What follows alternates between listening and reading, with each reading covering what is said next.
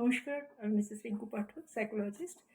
Anxiety ম্যানেজমেন্টের ক্ষেত্রে আমার একটা সাজেশন থাকবে যে এটা আমি নিজের ক্ষেত্রেও করে দেখেওছি, অতীতে প্রচুর দেখেছি।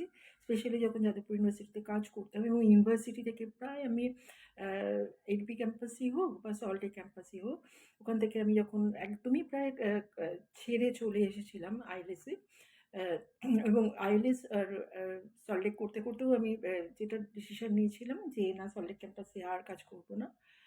আমি আইএলটিএসেই শুধুমাত্র কনসেন্ট্রেট করি।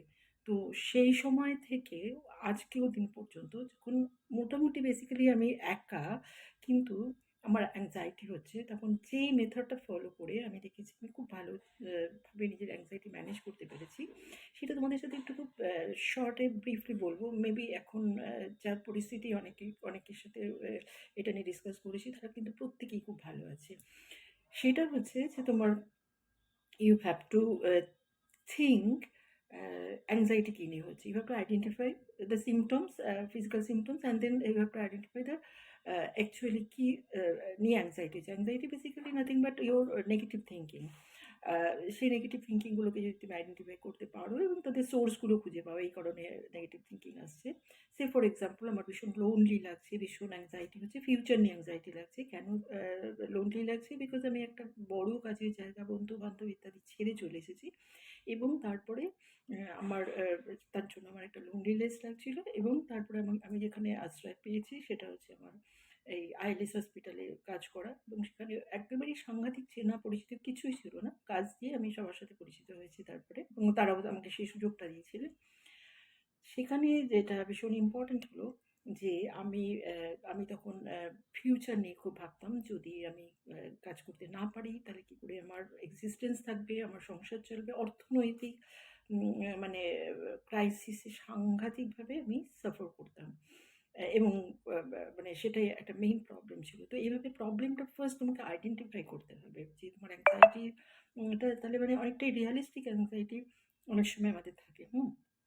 তো এবারে যদি রিয়ালিস্টিক অ্যাংজাইটি হয়, তো সেখানে অ্যাংজাইটি কথাটা যখনই আসে তখন এক্সেসিভ বা ইর্যাশনালিটিও তার মধ্যে থাকবে। রিয়ালিটি পোর্শন হয়তো যদি 70% থাকে, 30% থাকলেও কিন্তু ওখানে আনরিয়ালিস্টিক কিছু ছিলই। দ্যাট ইজ ওয়াই আমার আমি ওটাকে অ্যাংজাইটি বলছি। তো এই অ্যাংজাইটি ম্যানেজমেন্টের অনেক অনেক রকম মেথডস আছে। একটা তো খুবই ভালো মেথডস হচ্ছে মেডিটেশন, যদি প্র্যাকটিস করা যায়, ব্রিদিং এক্সারসাইজ প্র্যাকটিস করা যায়। কিন্তু আমি যে মেথডটির কথা আজকে বলবো বলে ভাবছি, সাপোজ একটা জায়গা থেকে আরেকটা জায়গায় শিফট করলে, বা তুমি খুব ভালো কাজ করছো কিন্তু তোমার নামে কেউ কোনো নেগেটিভ কিছু ভাববে না, বলবে না, তোমাকে কেউ ডিস্টার্ব করবে না, তো হতে না। তো তখন তুমি কি করছো? তখন তুমি কনফিউজড হয়ে যাও, অ্যাংশাস হয়ে যাও, কি হবে, বদনাম হলে কি হবে। এবং যদি সত্যিই তুমি কিছু কাজ সেরকম করে থাকো তাহলে তো আরোই তুমি বিপদে পড়বে।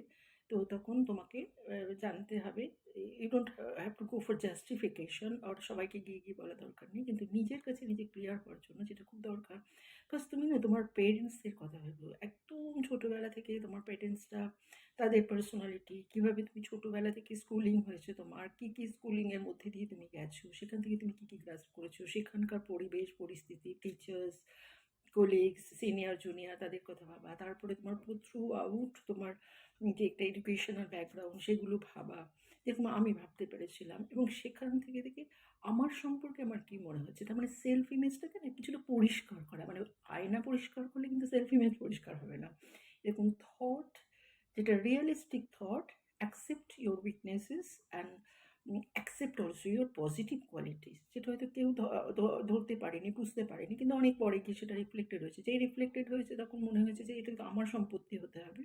সেটা যখন একজনের সম্পত্তি হতে গেছে তখন আরেকজন মনে করছে না, আমিও মানে হচ্ছে যে এই ট্যালেন্টটাকে নিতে পারি। তো রিঙ্কুর যে ট্যালেন্টটা আছে, কিন্তু আমিও সেখানে চুজি হয়ে পড়লাম। ফলে আমিও তখন সিলেক্ট করতে শুরু করলাম। তো এইগুলো যে আমিও করেছি এবং আমিও যা যা কিছু পেয়েছি, তার এন্ড রেজাল্ট অনেকটাই বিতর্ক, ঝগড়া, অশান্তি, তারপরে রিফিউজাল, সাংঘাতিক লেভেলের রিফিউজাল। এবং যারা রিফিউজ করেছে আমি ভেবেছি তারা কি সত্যি সাইকোলজিস্ট বা সাইকোলজি, মেন্টাল হেলথ ফিল্ডে কাজ করার যোগ্য, নিজেদেরকে বলতে পারে। কিন্তু দেখলাম সবাই তাদেরকে অ্যাকসেপ্ট করছে। তো আমি কর্নার হয়ে গেলাম।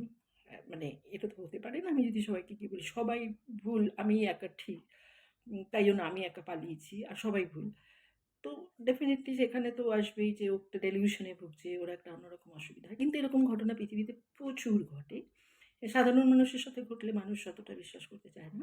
আমি অতি সাধারণ একটা ফ্যামিলি থেকে গেছি। কিন্তু আমি নিজেকে কি করে ঠিক রাখতে পেরেছি, ওই আমার মা, বাবার কন্ট্রিবিউশন, আমার ফ্যামিলি, তারপর আমার হাসব্যান্ড এবং সেখানে আমি যে ইন-লসদের পেয়েছি, স্পেশালি আমার এখানে শাশুড়ি মা, শ্বশুরমশাই এবং আমার তাদেরকে আমি পেয়েছি, আমার সন্তান, আমার ছেলে, সেই ছেলে হওয়ার প্রসেস এবং সবকিছু মিলিয়ে আমি যখন নিজেকে দেখতে পেয়েছি এবং আমি এই এক্সারসাইজটা, এই যে ভাবা একদম ছোটবেলা থেকে জাস্ট প্রেজেন্ট কন্ডিশন পর্যন্ত আমার কি, কি কন্ট্রিবিউশন, কি, কি আমার পজিটিভ কোয়ালিটিস, কি, কি আমার নেগেটিভ কোয়ালিটিস, এটা নিয়ে যত ভাবতে পেরেছি, আ প্রতিদিন একটু, একটু করে রিল্যাক্স হয়েছি এবং তারপরে কবে যে আমি ভীষণ কনফিডেন্ট হয়ে মানে ইন দ্যাট ওয়ে আমি নরমাল কাজ করেছি। আমাকে কেউ খুব একটা বেশি দমাতে পারেনি। সেটা মানে হঠাৎ করে মানে আমি বুঝতেও পারিনি, ভুলে গেছিলাম। হঠাৎ করে আবার যেটা বলতে যাচ্ছিলাম যে হঠাৎ করে আবার সেখানটা ধাক্কা খেলাম যখন আমার মা চলে গেলেন। মার যাওয়াটা খুব আকস্মিকই হয়েছে। আমি ভাবতেই পারিনি। তো সেই ক্ষেত্রে যে সবাই আমরা চলে যাবো সেটা তো সবাই জানি। কিন্তু এরকম আকস্মিকভাবে চলে যাবেন এটা ভাবতে পারিনি। সেই মা যাওয়ার পরেও কিন্তু আমার একটা একটু টালমাটাল হয়েছিল। ঠিক এইজন্য আমার এটা মনে আছে। আমিও কিন্তু ঠিক এই একই প্রসেসের মধ্যে দিয়ে গেছি। ইভেন আমি ওইটাও আমি আমার মার কাছ থেকে যতটা জানতাম, মার ছোটবেলা, আমার দিদাকে তো আমি অনেক কাছে থেকে দেখেছি। তাদের যে ব্যাকগ্রাউন্ড, তারা যে যা, যা কিছু কাজ করেছেন, যা, যা কিভাবে, কিভাবে মার ছোটবেলা কেটেছে, কি, কি ঘটনা থেকে শুরু করে আজকে আমার ছেলে হওয়া, ছেলেকে মানুষ করা এবং এখনো অবধি আমি যেখানে দাঁড়িয়ে আছি, আমি, আমার ছেলে, আমার হাসব্যান্ড, সেই অবধি আসা অনেকবার করতে, করতে আমি দেখলাম দিন ৭ এর মধ্যে আমি অনেকটা ভালো আছি। তো এই টেকনিকটা নিজের সঙ্গে নিজে একটু থাকা, মেডিটেশন করা মানেই তো তাই এবং এইরকম ভাবনার মধ্যে থাকা এবং neutrally as a third person হিসাবে নিজেকেও দেখা। মানে বাইরে থেকে নিজেকে রিয়েলি নিউট্রালি দেখা, বায়াস না হয়ে দেখা। এটা একটা অদ্ভুত সুন্দর টেকনিক যেটা তোমাকে স্ট্রেস ফ্রি থাকতে, অ্যাংজাইটি ফ্রি থাকতে, ডিপ্রেশন থেকে বেরিয়ে আসতে, সেলফ কনফিডেন্ট হতে সাহায্য করবে। দেখো তোমরাও প্র্যাকটিস করে যদি তোমাদের একটু কাজে লাগে, তাই জন্য আমি মনে হলো এই ইনফরমেশনটা তোমাদের দিই, ছোট্ট একটা ভিডিও করলাম। তোমাদের কেমন লাগছে আমাকে ফিডব্যাক দিও। যদি মনে করো এটা আরও কারোর কাজে লাগবে তোমরা শেয়ার করো, লাইকস দিও। তো সেটা আমার আরও ভিডিও তৈরি করতে খুব ইচ্ছা হবে, উৎসাহিত হবো। তো আজকে এই অবধিই থাকলো। নমস্কার।